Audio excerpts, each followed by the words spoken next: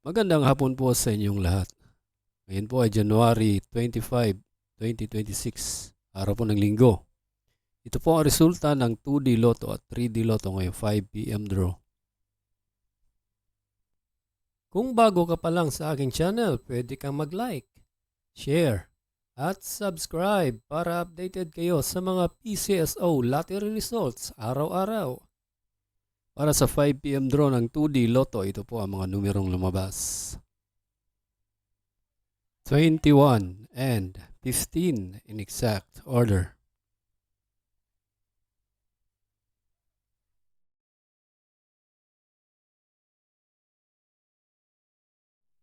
At para naman sa 3D Lotto ngayong 5 p.m. draw, ito po ang mga winning numbers.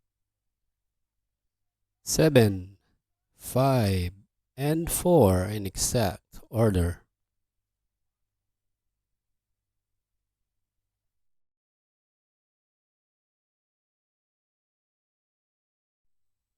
Congratulations po sa lahat ng nanalo at kita-kits po tayo mamayang 9 p.m. draw.